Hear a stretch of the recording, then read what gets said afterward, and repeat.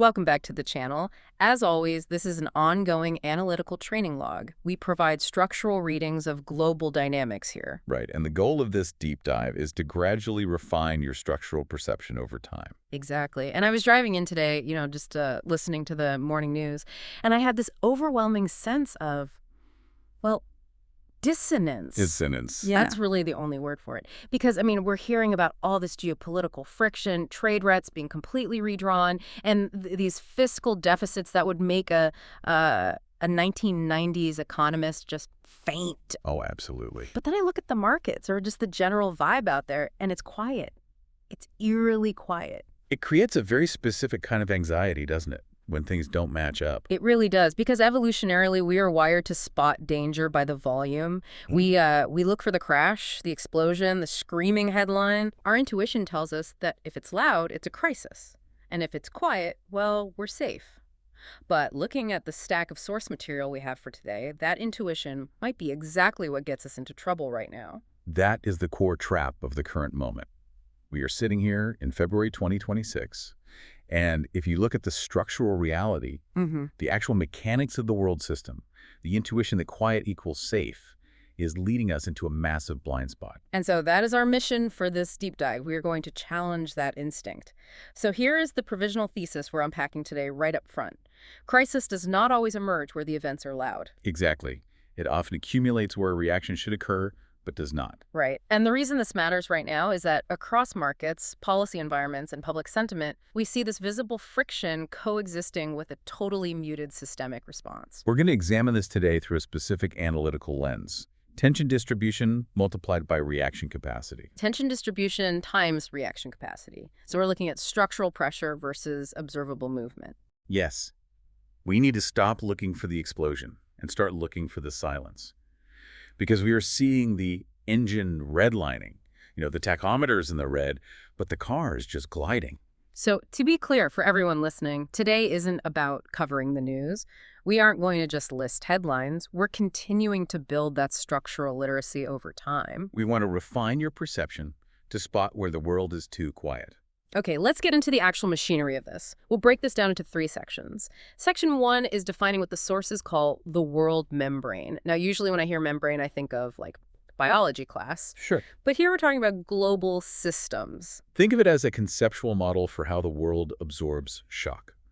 The world isn't a solid block of concrete. It is a multi-layer system. You have markets, institutions, public sentiment, technology, supply chains. All interacting. Right. These layers act like a fabric or a membrane that stretches across the globe. And the key thing about a membrane, like a drum skin, is that the tension isn't uniform everywhere. That is the critical insight here. The tension is unevenly distributed. Some areas are stretched incredibly tight, high tension. Other areas are loose. And the mistake people make is assuming that noise equals structural pressure. Okay, wait, let's pressure test that a bit. If I see a massive protest in a capital city or a huge social media storm about a new law, that feels like high pressure. Are you saying that's safe? It's not necessarily safe, but it might be functional. A very noisy area might actually be releasing tension. Like steam escaping a valve. Exactly. The system is processing the stress. Conversely, a silent area might be storing tension. It is absorbing energy without releasing it. And that is where the structural danger lies. So the silence isn't peace, it's a blocked valve. Precisely. Let's look at a grounded example from the source data on the current environment. Look at the anomaly of market stability versus geopolitical risk. Yeah, this is the one that really confuses me. We have incredibly high headline density right now. Regional conflicts, supply chain rerouting, right, sanctions. But volatility indices are surprisingly low. It feels like the dashboard warning lights have just been smashed out. And that feeling of weirdness you have is accurate. The dashboard isn't working. The silence in the markets is not resilience. It indicates stored pressure. The membrane is being stretched, but it hasn't snapped back yet. But is it possible we're just better at handling it now? Maybe the system is just more robust than we think. That is the optimistic view. But the data on time horizons suggests otherwise. Short-term calm does not negate medium-term strain. Okay. In fact, if the market doesn't reprice risk during a time of high stress, it means the risk is accumulating. It's compounding behind the scenes. Which brings us to section 2 and a term from the notes that I found really striking: Calcification. It Yes, paints a very specific picture. it does. In medicine, calcification is when soft tissue hardens. It loses its flexibility. In our structural context, it refers to the state where systems that should respond to pressure fail to adjust. They stiffen. So going back to the body analogy, if you touch a hot stove, a healthy nervous system screams to move your hand. Calcification is touching the hot stove and just leaving your hand there. Because you don't feel the burn, so you don't move. Yeah. And that nothing happening is the signal. Wow. It means the translation mechanism, the feedback loop, is broken. If the cost of shipping doubles but retail prices stay flat, or if demographic realities shift but pension models don't budge, that is calcification. The sources point to structural fiscal shifts as a prime example of this. We are seeing governments globally, not just in one place, engaging in massive structural spending. Huge amounts. Right, for reindustrialization, defense, the energy transition, the numbers are staggering. But the public response seems to be just numbness. Exactly. It's numbness rather than acceptance. That is a key distinction. The system has become so saturated with big numbers that the mechanism for public debate or outrage has calcified. We also see this in delayed policy repricing. Take the energy transition. The physical reality says we need to massively expand grid capacity to meet AI and EV demand. That's just a physical fact. But the regulatory permitting process is still moving at a 1990s pace. Right. That's a perfect example of institutional inertia under structural stress. The need is screaming, but the institution is silent. And you have to ask why. Why do these massive actors, governments, central banks, corporations choose to sit still when the house is getting hot?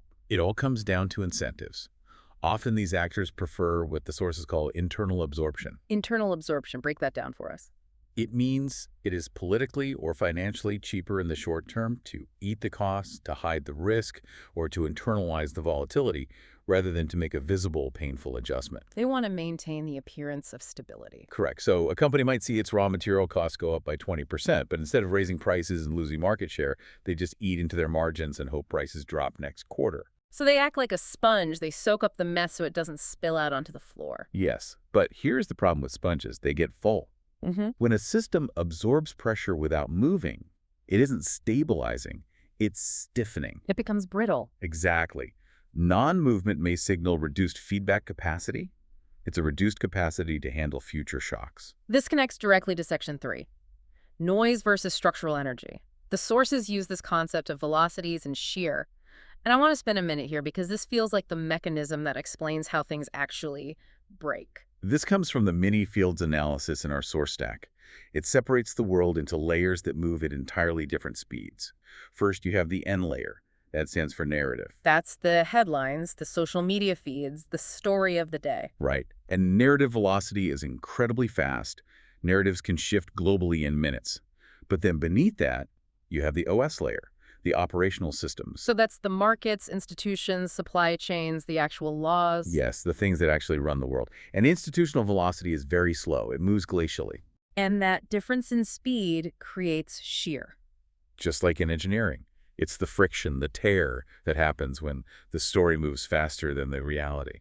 But hasn't technology sped up the OS layer? I mean, we trade stocks in microseconds now. We have AI. Shouldn't the operational layer be keeping up with the narrative? That's a very common assumption. But if you look closely, technology has sped up communication and transaction, but it hasn't necessarily sped up bureaucracy or physical construction. Oh, that's true. In many ways, the regulatory environment is more complex, which slows things down.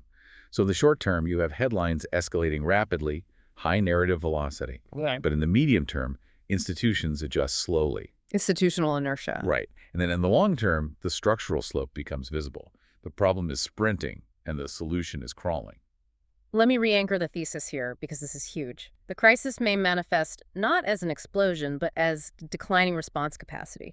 The gap between the speed of the problem and the speed of the fix gets too wide. It is the entropy of action. Okay, so let's move to the deep structural layer for the second half of our deep dive here. We need to connect the dots between fields that are usually analyzed separately. We have to stop looking at geopolitics in one silo and capital allocation in another.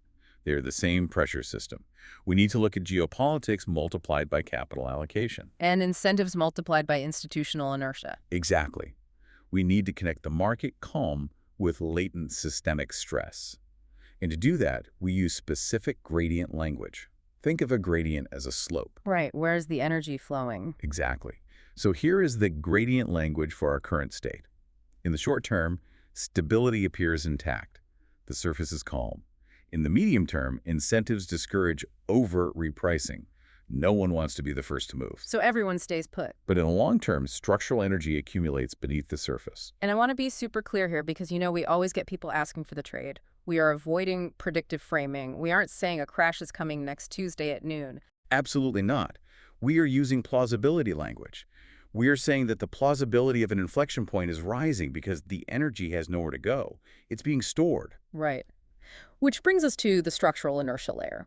We need to explicitly identify where the structural pressure is accumulating right now based on our sources. There are three main areas where the pressure is undeniably accumulating. First, accumulating geopolitical risk. The tectonic plates of nations are grinding. Shifting alliances, weaponized trade. Yes. Second, fiscal stress signals. Governments are running very hot to fund this transition. And third, policy rigidity. Systems struggling to pass laws that match the speed of change. So here's the question everyone listening is probably asking themselves. If the pressure is so high, why hasn't visible change occurred yet? There are four key mechanisms keeping the facade in place. One is delayed price pass-through, which we touched on. Companies eating costs. Right. What's second? Political non-agenda status. You know what, exactly. Meaning massive structural issues are deliberately ignored politically because they are too difficult to solve. They just aren't put on the agenda. Out of sight, out of mind. Politically speaking, yes. Third is distributed cost absorption. Everyone takes a tiny hit. A little inflation here, slightly worse service there, so no single demographic feels a catastrophic blow. Death by 1,000 cuts. Yes. And fourth is the corporate internalization of volatility.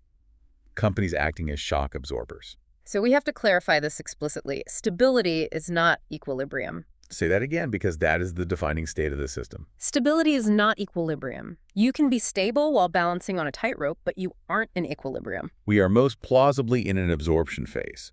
The sponge is soaking up the water, but the sponge is getting heavy. And when it can't absorb anymore. That implies a selective transition risk toward an early inflection point. We aren't being alarmist, and we aren't proposing solutions here. We're just stating that the capacity to absorb is finite. This is why we have to constantly re-anchor the thesis. This is about reaction distribution, not headline intensity. Right. You have to watch where the system fails to react. Because if we've been absorbing for so long, our structural reflexes might be calcified. We forget how to adjust. You start asking the right questions. Not what happened today, but why did nothing happen today when it should have? Exactly. That is where the gradient becomes visible. Okay, we've covered incredible ground today. Let's bring this in for a landing. I want to give you the compression sentence for today's structural read. Go ahead. That's the structure. Tension appears unevenly distributed, with silence masking stored pressure. And if we look at the directional gradient, the current slope suggests a gradual erosion of response capacity rather than visible disruption. So here's the forward-looking question for you to mull over. The question is whether this absorption phase stabilizes or transitions into an inflection point. Crisis may emerge not from noise, but from where systems fail to respond. Are we observing resilience or the early stages of structural inertia? Keep refining that perception. Thanks for joining us for this deep dive. Until next time.